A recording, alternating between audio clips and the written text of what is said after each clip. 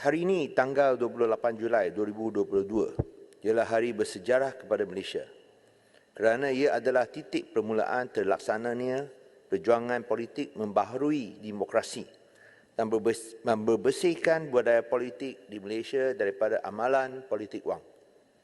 Sungguh pun pindaan perlembagaan ini tidak mungkin memuaskan hati semua pihak. Sekurang-kurangnya ia adalah langkah besar untuk memastikan nilai undi dihormati dan amanah rakyat kepada wakil rakyat tidak boleh dikhianati dengan sewenang-wenangnya.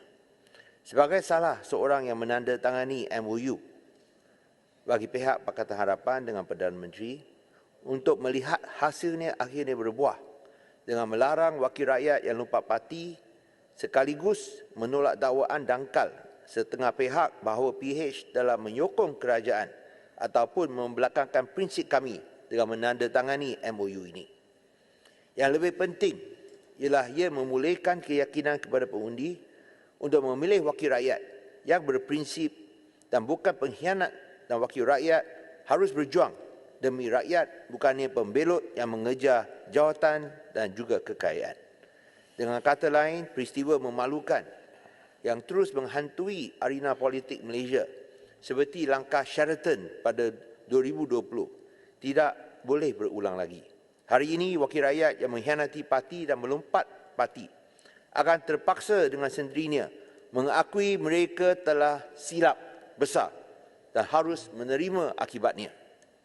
DAP berasa bangga bahawa kesemua 42 ahli parlimen tidak menjual prinsip dan terus berpegang teguh kepada mandat rakyat yang seharusnya didukung dan tidak boleh dikhianati pada bila-bila masa. Tak ada satu pun daripada 42 ahli parlimen lompat ataupun lari daripada perjuangan asas parti DAP. Dan juga tentu Parti Amanah juga, ini tambahan daripada saudara Mat Sabu.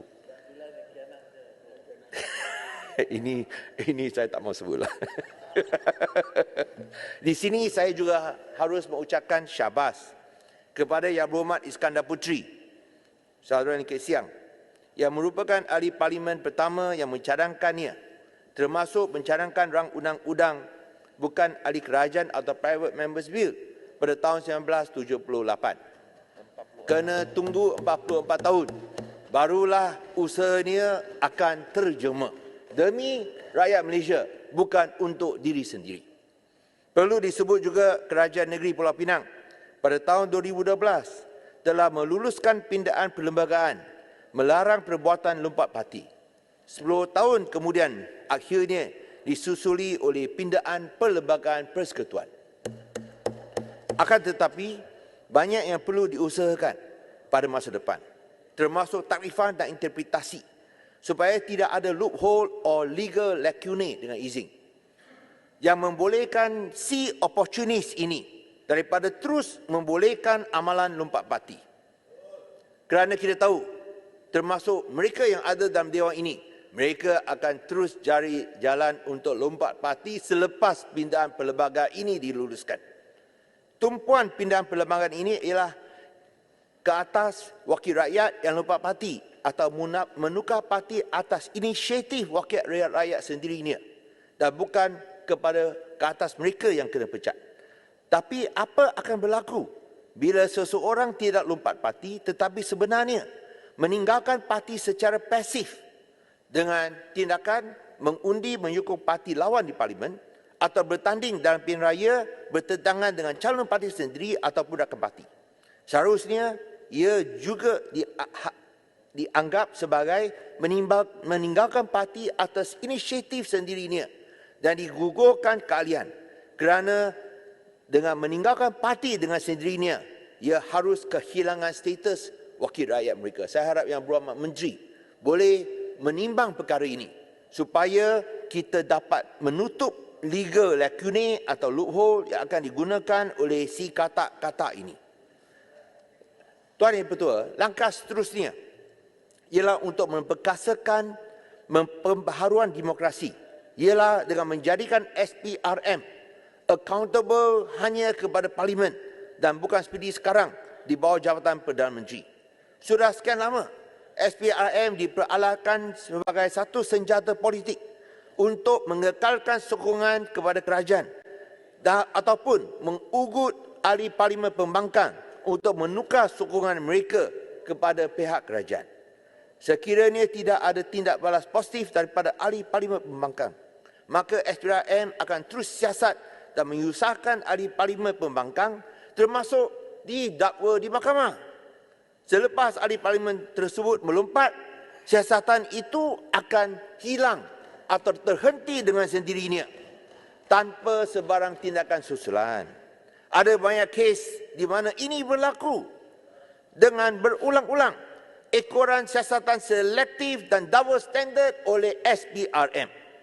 Hanya bila SPRM dapat dibersihkan daripada mereka yang terpengaruh oleh naungan politik, bebaskan mereka daripada pengaruh politik ini, barulah budaya politik Malaysia boleh dibersihkan daripada amalan politik wang, supaya mereka yang bersalah didakwa, bukan mereka yang tidak bersalah didakwa. Tuan Dipertua, saya harap bahawa dengan lulusnya pindahan perlembagaan ini, kita dapat memastikan ia diwatakan dengan cepat dalam satu sesi taklimat yang telah diberikan oleh Yang Berhormat Menteri Santubong. Beliau menyatakan beliau berharap bahawa pindahan perlembagaan ini boleh dikuatkuasakan kira-kira ataupun pada 1 hari bulan September atau dalam tempoh tersebut. Saya berharap ini boleh diberikan pengesahan kerana ini adalah penting.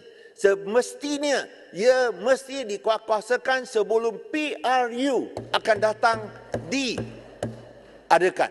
Kerana kalau tidak, ini mungkin akan digunakan oleh pihak yang tidak bertanggungjawab untuk terus lompat parti. Saya harap Yang Berhormat Menteri boleh berikan jaminan kerana ini adalah begitu penting.